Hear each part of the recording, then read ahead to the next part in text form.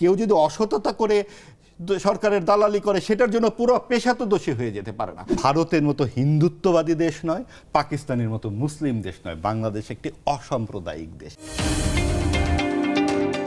ভারতের মতো হিন্দুত্ববাদী দেশ নয়, পাকিস্তানের মতো মুসলিম দেশ নয়, বাংলাদেশ একটি অসাম্প্রদায়িক দেশ। এই অসাম্প্রদায়িক মানে কি, ওখানেই কিন্তু শব্দটা আছে, এবং সেটাকে আপনি আরেকটু ক্লিয়ার করুন। এত একাডেমিক কথা ওনারা জানেন, এটা জানেন না যে সেকুলারিজম এই শব্দটি বাংলাদেশের নিজস্ব।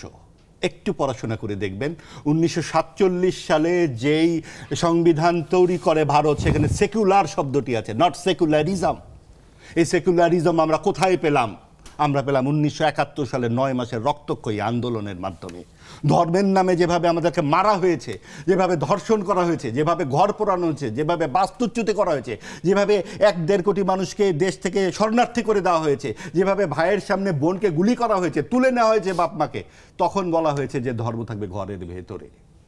যেই দেশের একটি বিশেষ ধর্ম 90 থেকে 92%, তাকে আলাদাভাবে আর পৃষ্ঠপোষকতা করার কিছু থাকে না।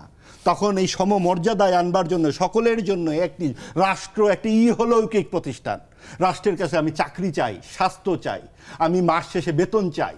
যখন আমি আমার আল্লাহর সাথে আমার যা দেনা পাওনা সব কিছু সে বেহেস্তে গিয়ে বা দোজকে গিয়ে আমি চাকরির জন্য আন্দোলন করব না, গণতন্ত্রের জন্য গুলি খাবো না, গণতন্ত্রের জন্য রাজপথে গুলি খাচ্ছে, এটা আমার ইহলৌকিক প্রতিষ্ঠানের কাছ থেকে আমার দাবি দেওয়া।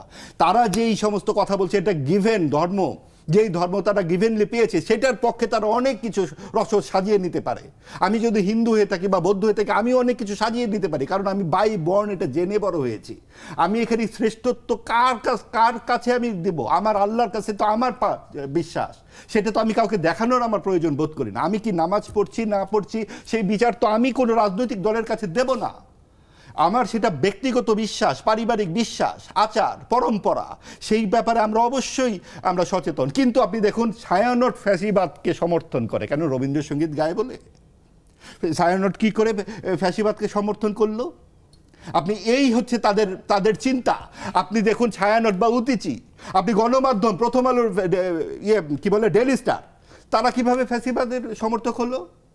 শেখ হাসিনা তো পারলে সংসদে বসে প্রথম আলোকে ধ্বংস করে দিয়েছেন এবং প্রত্যেকটা জায়গায় প্রথম আলো বন্ধ করে দিয়েছিলেন। কারণটা কি?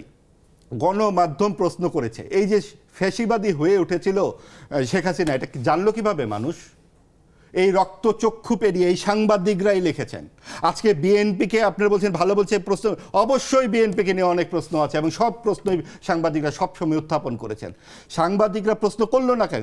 কেউ যদি অসততা করে সরকারের দালালি করে সেটার জন্য পুরো পেশা তো দোষী হয়ে যেতে পারে না। সেই দোষী অনেকেই ছিল।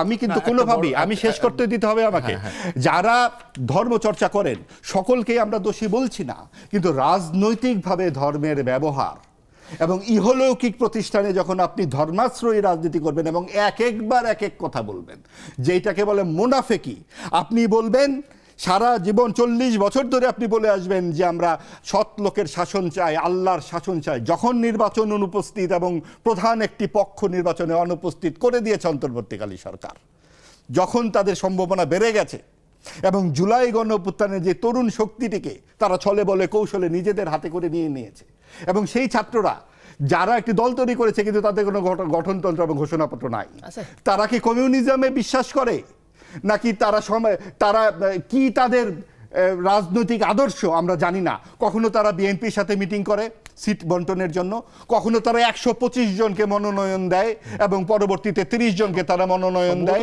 এবং যেই নারীরা ছিল তাদের প্রথম সারিতে সেই নারীরা তখন দলবল মিলে বেরিয়ে যায়। আমরা দেখলাম এই নারী নীতি সম্পর্কে নিশ্চুপ কিন্তু এনসিপিও। যেই তরুণদের চোখে আমরা বাংলাদেশে স্বপ্ন দেখেছি, তাদেরকে তো আমরা এই সাম্প্রদায়িক শক্তির সাথে আত্মসমর্পণ করুক এটা আমরা চাইনি। আমরা বিশ্বাস করি তাদের এই যে খুব মুফতে ক্ষমতার আপেল খেতে খেতে যাদের জন্ম, ক্ষমতার সাথেই তারা থেকে যেতে চায়।